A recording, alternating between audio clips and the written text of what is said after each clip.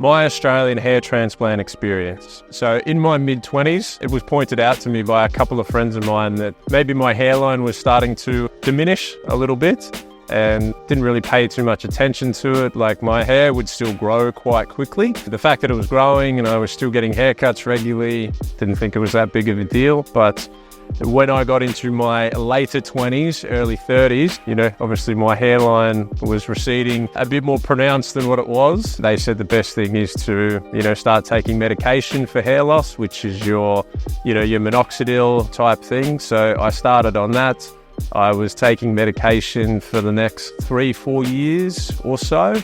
Basically what they had said is that, the medication is mainly about prevention. You're not going to be able to replace the hairs that you've already lost, but at least this way it'll stop from any further hair loss. So, and it did. Being on the minoxidil certainly, stopped any additional hair loss. And slowly but surely I could see over time it was starting to regrow hairs in certain areas, but certainly not in the frontal area, which was the most important thing to me. And then I remember also just seeing bits and pieces on YouTube about hair transplants in Turkey, celebrities doing hair transplants, all that type of thing. But it still seemed like a bit of an extreme thing to do, to go down the path of actual surgery. But once again, a few years had gone by taking the minoxidil. Yeah, the hair loss hadn't gotten any worse, and little tiny hairs were sprouting in some of the areas where I was losing it. But over time, it just started to, I guess, annoy me more and more. The fact that I was being,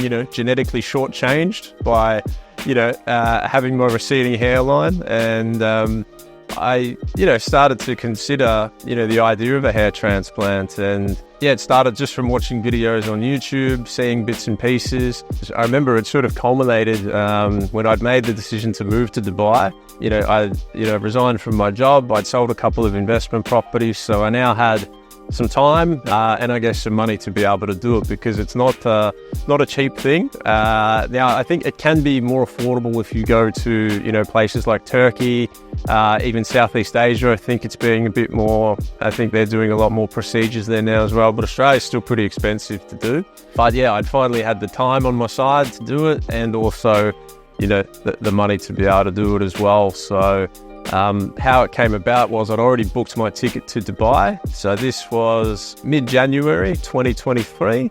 My ticket to Dubai was on the 3rd of March. I was going to start work on the 6th of March with House & House. So I had a small window to be able to do it. And I'd already agreed to come to Dubai, booked my ticket. I didn't want to push any of that back. I didn't want to push my start date back from work. Didn't want to start off on a bad impression by delaying coming over. So yeah, I did some quick research. I managed to find a pretty well-regarded Australian surgeon. So I had a Zoom video call with him where he sort of assessed me and said, yep, you're a prime candidate, you're in the right age group, and you've still got enough hair on the back of your head to be able to do it. But he was based in New South Wales, so he said, look, my colleague, he was based in their Melbourne headquarters, which is where I'm from, Melbourne. So he said, look, my colleague can do the procedure for you. I said, sure, no worries, book me in. And I think I ended up having it in the first week of February, which only gave me a month before I was actually going to get on a plane and come to Dubai. So in terms of the procedure itself, I went in there. He said, in the areas where you need the grafts, you can either just shave those down or you can shave the entire head.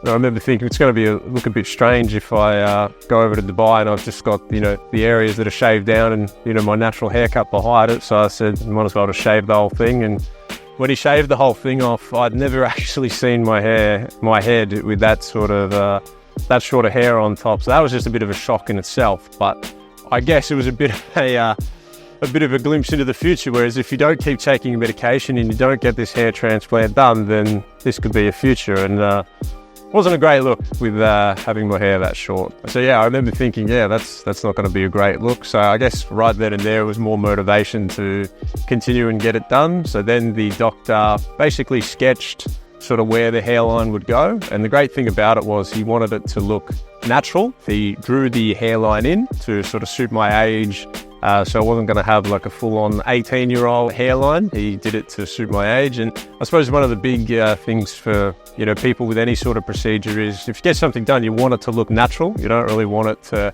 stand out like you've had surgery or some sort of procedure. So I was certainly happy that he advised that. And then they basically, once the hairline was sketched in and that was all good, basically then went into the room for the surgery, where basically what they would do is they basically take the hairs from the back of your head and they get the right hairs that go in the right direction, and then they basically implant them into the areas that need it. They graft them in there, so it is your own natural hair. It's not fake hair or anything like that. The procedure I had was the FUE transplant, which is, I think, currently the latest and best procedure because it doesn't leave you with the big scar down the back of your head like the previous ones. So, which I was happy with as well. Obviously didn't want any noticeable scarring anywhere, just wanted the whole thing to look natural. So, the hairs get grafted in. It's not really a painful procedure because you have the anesthetic that they put in and some numbing cream. So I didn't really feel any pain through it. It took probably about 4 hours or so. And I think from memory, they'd put in about 1,600 grafts. Now the time for the procedure and the amount of grafts they put in will just depend on how much you need. So I sort of just had it in the 2 areas through here. If you've got a lot more, obviously more grafts take a lot longer, that type of thing as well. It wasn't painful at all. And then, naturally once it's done and you look in the mirror, you've got, in my case, a shaved head with a bunch of red grafts all at the front. And, it's not the most ideal thing to look at. Obviously part of the process. So, I remember from there I was wearing like a hooded jacket. So I put the hood on, got in my car, and then basically for the next sort of 5 days, you can't have anything dislodge those grafts. You can't have anything touch it. Don't bump your head into a wall or even the way you sleep. So I remember I'd already booked a trip to Dubai. I was starting to move out my furniture, but I didn't really have anywhere to be or anywhere to go. So I just basically bunkered down for the next 7 days. Like I watched a lot of videos on hair transplants. I watched a lot of videos on Dubai, watched a lot of Netflix. I made certain nothing touched my hair or anything like that. I think from memory as well, they advised not to shower for about the next 3-4 days. I went extra precautionary. I didn't shower, I think, for about 6 or 7 days. So I was bunkered down, with my own body odor and that type of thing. But I just thought I've spent, quite a lot of money on this, gone through the process. I was not taking any risks with it whatsoever. And then, got through the first week. The scabs had fallen out. And then what actually happens is you get temporary hairs that actually fill those gaps. So then when you look at it, you think, it's basically a bit of a glimpse as to what it would look like having hair in those spots.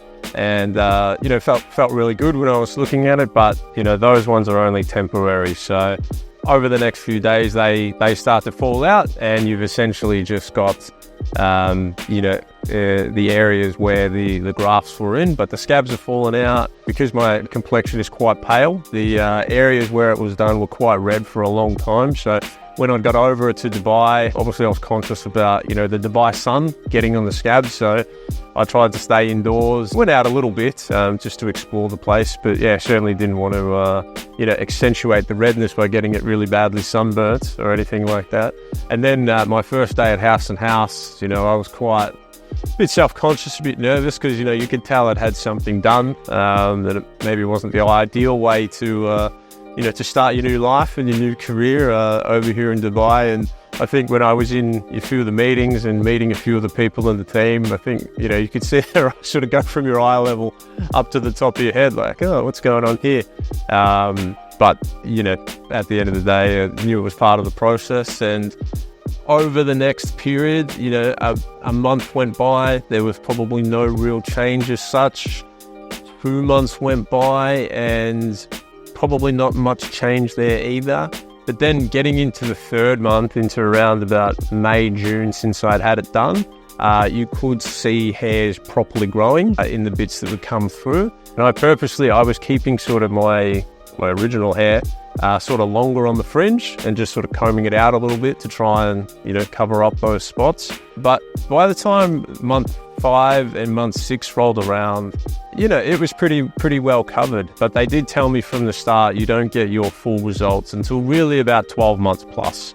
But from about the 6-month mark, it looked pretty decent. Like it was probably, sort of 70 to 80%, sort of covered in those spots. Yeah, obviously made it a lot easier and, started feeling a lot more confident. Because along the way, even though you're aware of the process and it takes time, you still doubt it. Like, you start thinking to yourself, am I going to be the one where it doesn't work? Or, did I accidentally dislodge some of the grafts along the way? Your mind, starts throwing up all these things like, what if this happens? What if that? And you start to doubt it. But sure enough, it's all just part of the process. And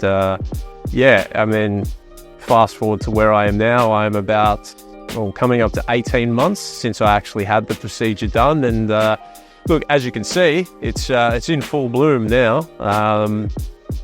One thing you have to do is you do have to still take the original medication that I was on, which was the minoxidil, because even though the grafts are in place and the grafts would stay in place for really hoping the next 20 years, I'm still taking the minoxidil to prevent my other hair, or my original hair, from falling out as well. So that's sort of some ongoing maintenance, but it's pretty straightforward. You just, take a couple of capsules every couple of days or so.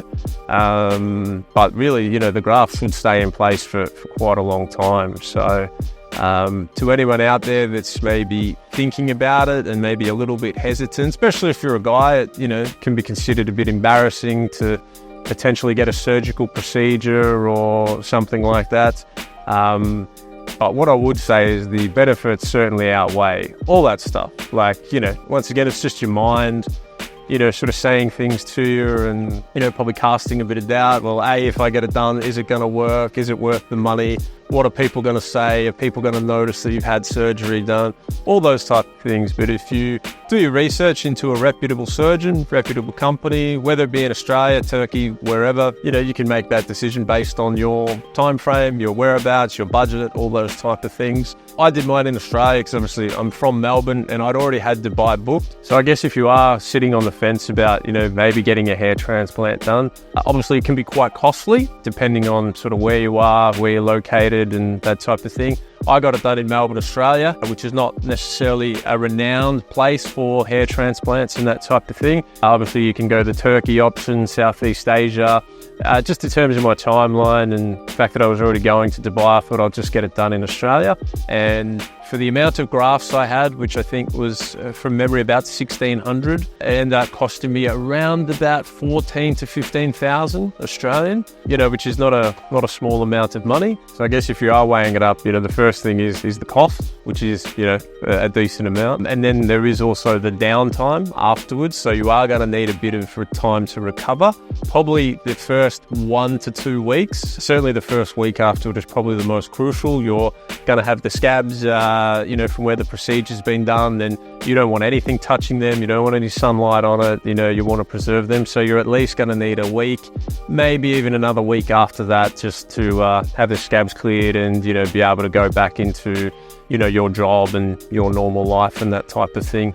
And obviously there's going to be a bit of redness in the areas that it's been done as well. So you're probably going to feel a bit self-conscious shortly after the procedure.